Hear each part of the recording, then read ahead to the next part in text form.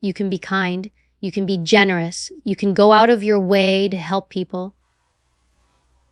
And still some will hate you for it. That's not a reflection of who you are. It's a reflection of who they are. Here's the truth most people don't want to hear. Kindness is not always received the way you intend it. Some people will see your kindness as weakness. They'll think, if you're nice to me, you must need me. If you're helpful, maybe I can take advantage of you. And then there are others who simply don't like the light you shine. Your kindness makes them feel small. Your success, your confidence, your ability to treat people well, it highlights everything they are not. And instead of being inspired, they get bitter. So you start asking yourself, what did I do wrong? Why don't they like me? Stop. You didn't do anything wrong. You don't control how someone feels about you. You only control who you are and how you show up. But here's where many people make the mistake. They think kindness means letting people walk all over them. It doesn't. Real kindness has boundaries. You don't have to say yes to everyone. You don't have to explain yourself. You don't owe anyone your energy just because they ask for it. Understand this when you choose to stand tall, when you refuse to let people use you, when you say, no, some will hate you even more. But that hate, that's respect in disguise. That's proof you're no longer easy to manipulate. So why do people hate you even when you're kind? Because kindness threatens their insecurity, because they mistake compassion for weakness, because they want to control what they cannot.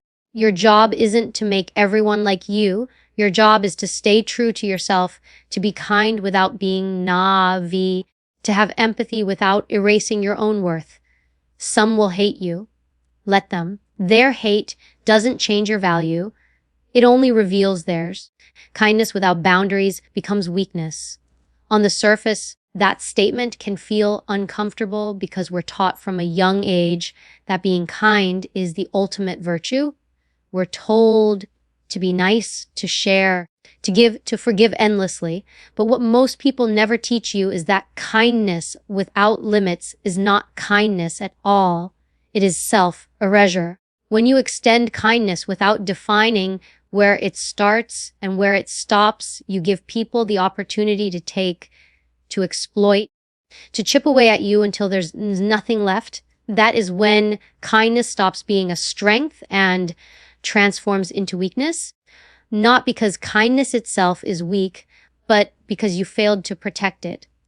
There is nothing wrong with helping people. There is nothing wrong with compassion, generosity, or lending your time and energy. But if you give to everyone without pause, without discernment, you send a silent message that your needs, your boundaries, your time don't matter. And the truth is, people notice. The world isn't full of saints waiting to reciprocate your good intentions. It's full of people, many of whom are driven by their own desires, insecurities, and agendas. Some will appreciate your kindness and honor it, but others, they will see an open door and walk through it without hesitation. Think of it like your home. You wouldn't leave your front door wide open and let anyone walk in. You wouldn't let strangers take food off your table, sit on your couch, or help themselves to your private belongings. Yet too many people treat their lives this way. They leave their emotional door wide open, giving unlimited access to their time, their patience, their resources, and their care. They think this makes them a good person. In reality, it makes them an easy target. What happens when kindness has no boundaries? People stop respecting it. Instead of being grateful, they expect it. Instead of admiring you, they devalue you. They begin to believe your time doesn't belong to you. It belongs to them. Your yes becomes automatic. Your no becomes unthinkable. And once that dynamic is established, it's not easily undone, because the people who benefit most from your limitless kindness are the ones who will fight hardest when you finally draw a line. But here's the reality. Kindness backed by strength is powerful. Kindness backed by weakness is dangerous, not for others, but for you. You start saying yes when you want to say no. You apologize for things that aren't your fault. You exhaust yourself trying to keep everyone happy while silently resenting the fact that no one notices your sacrifice. This is not virtue. This is self-destruction dressed up as goodness. Boundaries don't make you less kind. They make your kindness more meaningful. When you choose when, how, and to whom you give your kindness carries weight, people recognize that it's not automatic. It's intentional. It's not something they can manipulate. It's something you consciously share. That difference transforms the way people view you. Instead of seeing someone to exploit, they see someone to respect. Some people will argue, but if I set boundaries, I'll lose people. And that's true. You will lose the people who were only around to benefit from your lack of boundaries. The ones who valued you not for who you are, but for what you could provide without protest. And that loss isn't tragedy, it's clarity. Because once those people fall away, you're left with the ones who actually value you, the ones who respect your time, the ones who don't expect your kindness as a debt, but appreciate it as a gift. Think about it. When you're kind without limits, you're not truly giving, you're bleeding out, you're pouring from an empty cup. And when you're drained, exhausted, and resentful, how much of that is real kindness anymore? It's obligation, it's survival, it's keeping the peace at the cost of your own peace. And that is not what kindness is meant to be. There's another truth people don't like to admit. Not everyone deserves your kindness. That doesn't mean you become cruel or bitter. It means you become discerning. You stop watering dead plants. You stop pouring energy into black holes. You stop investing in people who show you repeatedly that they have no intention of giving anything back. You accept that your kindness is valuable, and valuable things must be protected. Boundaries don't diminish your goodness. They protect it. They allow you to continue being kind without losing yourself. They allow you to give freely without being drained. They make sure your kindness comes from a place of strength rather than obligation. Because when you know how to say no, your yes becomes powerful. When you know how to step back, your presence becomes meaningful. People will test your boundaries. They'll push against them. They'll call you selfish when you stop giving endlessly. They'll accuse you of changing when you stop letting them exploit you. That's not a sign that you're wrong. It's a sign that your boundaries are working. The pushback you receive is confirmation that you've stopped making it easy for others to take advantage. The mistake many people make is confusing kindness with compliance. They think being kind means being agreeable, always accommodating, never saying no, never disappointing anyone. But that's not kindness, that's fear. Fear of rejection, fear of conflict, fear of not being liked. Real kindness is not about people pleasing. It's about strength. It's about choosing to treat people well while still protecting yourself. It's about recognizing that you matter too. Kindness without boundaries becomes weakness because it leaves you vulnerable to being used, undervalued, and disrespected. And once people stop respecting you, they stop listening to you, stop appreciating you, stop treating you as someone with value. You become invisible in the very relationships where you thought kindness would make you indispensable. You lose the balance between giving and receiving, between caring for others and caring for yourself. That is why the strongest form of kindness is the one that stands on a foundation of boundaries. It's the kindness that says, I will help you, but I won't let you drain me. I will care for you, but I won't erase myself. I will show compassion, but I won't tolerate exploitation. This is the kind of kindness that lasts, the kind that commands respect, the kind that people cannot twist into weakness. Because when kindness is guided by boundaries, it becomes one of the greatest strengths you can ever carry. Some hate you because your light exposes their darkness. This is one of the hardest truths to accept in life because we grow up thinking that if we are good to people, if we shine with positivity, if we achieve, succeed, or simply carry ourselves with kindness, others will celebrate us. But reality rarely works that way. The moment you begin to rise, the moment you start to shine, you remind people of what they are not. And for some, that reminder is unbearable. Your light is your confidence, your resilience, your ability to move forward even when life throws obstacles at you.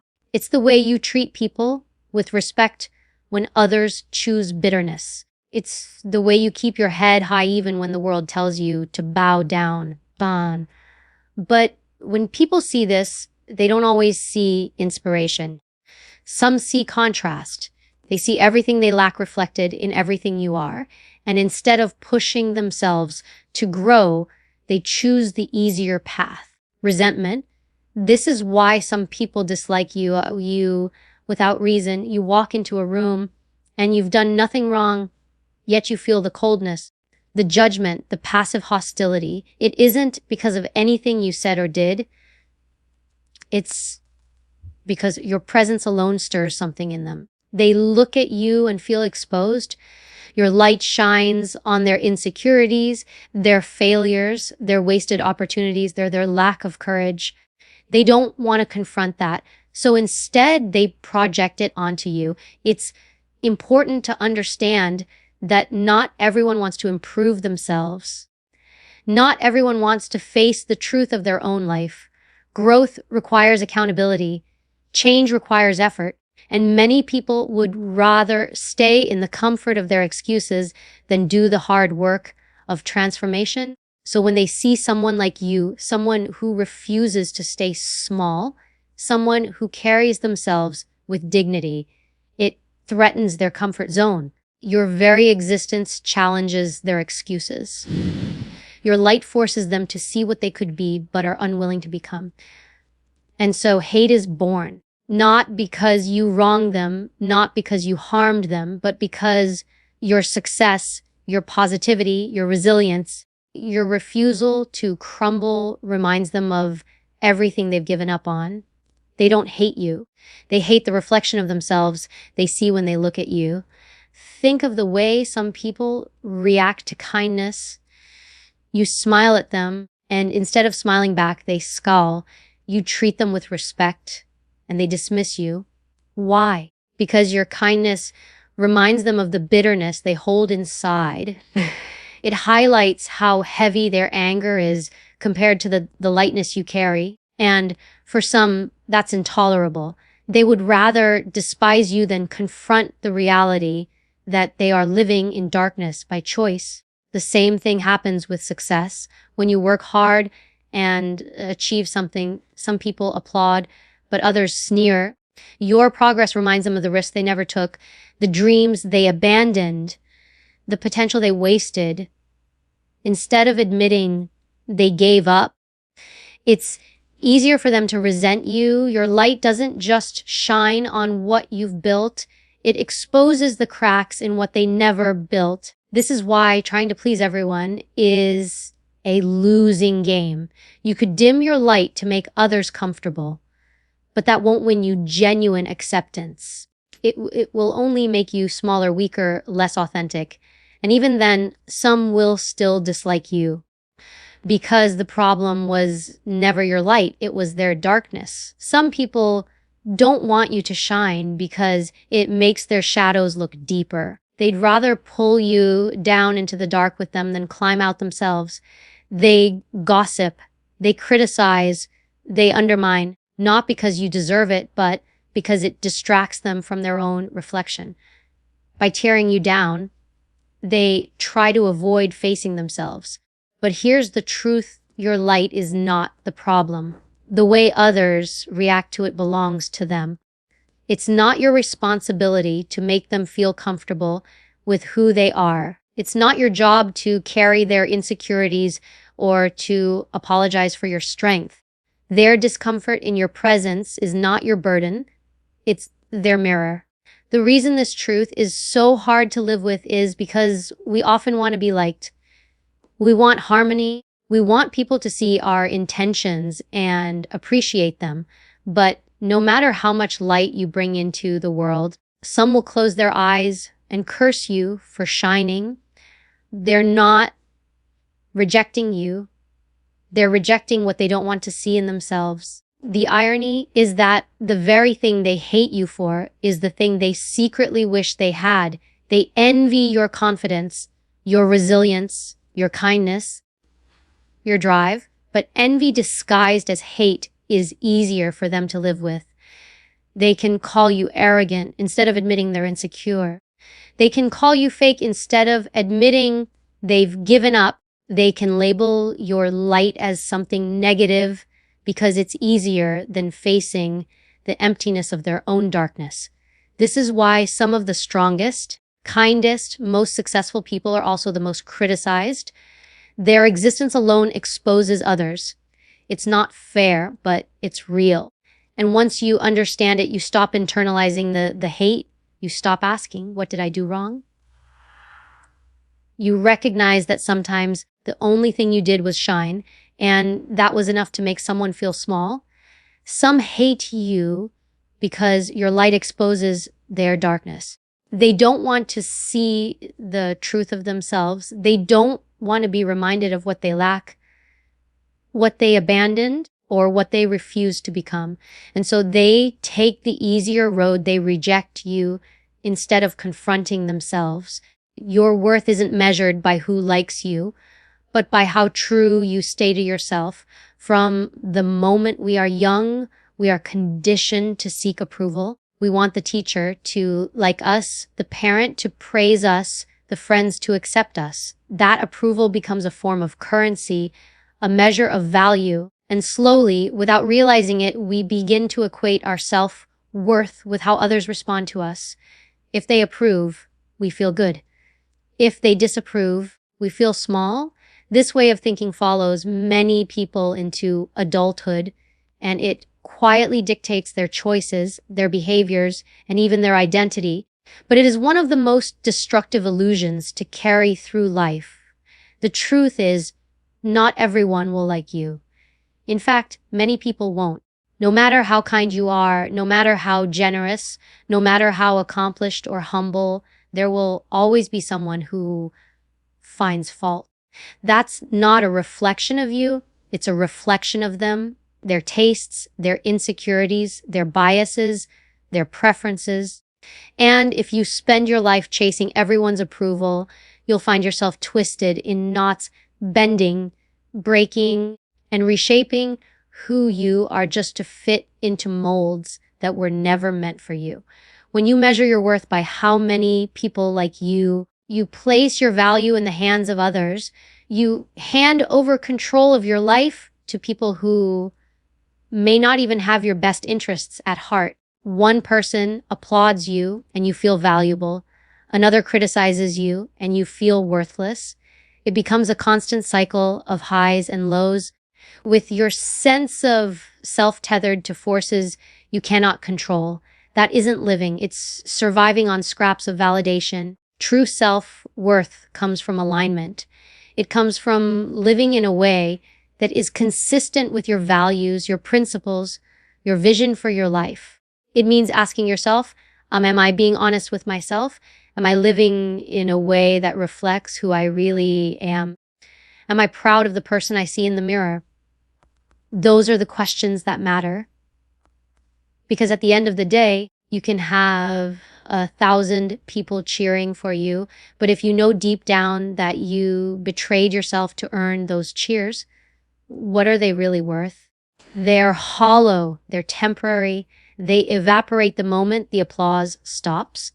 On the other hand, when you stay true to yourself, you can face disapproval, rejection, even hate, and still stand tall because you know you didn't sell out your principles to fit in. You didn't dilute yourself just to be palatable. You didn't betray your own standards for the sake of belonging. That kind of integrity builds a foundation of confidence that no opinion can shake. Think of the people who make the greatest impact in the world. They are not the ones who were liked by everyone. They are the ones who stayed true to themselves despite opposition. They were criticized, doubted, even ridiculed, but they didn't allow that to dictate their worth. They understood that being authentic was more valuable than being popular. When you live for approval, you live in fear, fear of rejection, fear of criticism, fear of standing out. But when you live true to yourself, you live in freedom. You may lose people along the way. You may upset those who preferred the version of you that was easier to control or easier to accept. But those losses are not really losses. They are filters. They clear space for the people who value the real you, not the watered down version created to please others. There is another trap in chasing approval. It is never enough. Even when you gain it, you need more.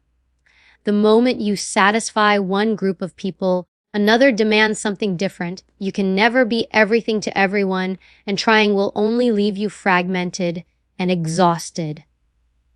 Authenticity, on the other hand, is sustainable. It doesn't require constant performance. It doesn't demand that you wear a mask. It asks only that you remain consistent with who you are, and that is something you can carry for a lifetime. There is strength in realizing that not everyone's opinion deserves weight.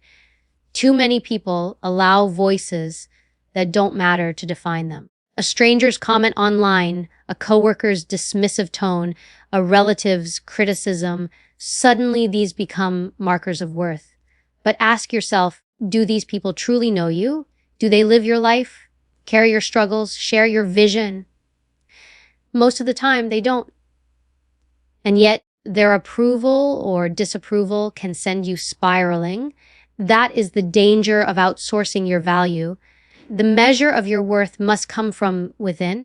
It comes from knowing that you are living in alignment with your values, that you are striving for growth, that you are treating others with fairness and yourself with respect.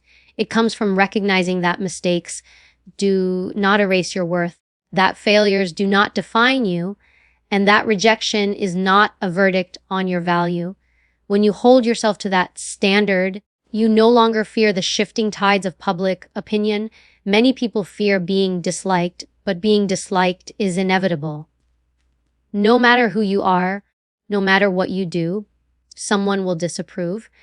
But if you stay true to yourself, at least you know that the rejection is real. You were rejected for being authentic, not for being a counterfeit version of yourself. And there is strength in that because you can always stand by who you are, even if others cannot. Your worth isn't measured by who likes you.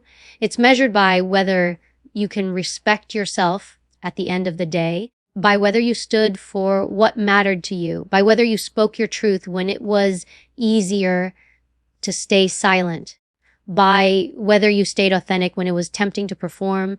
This is the kind of worth that cannot be taken away because it doesn't depend on applause. It doesn't fade when the crowd disappears, and it doesn't crumble under criticism. It belongs to you and only you.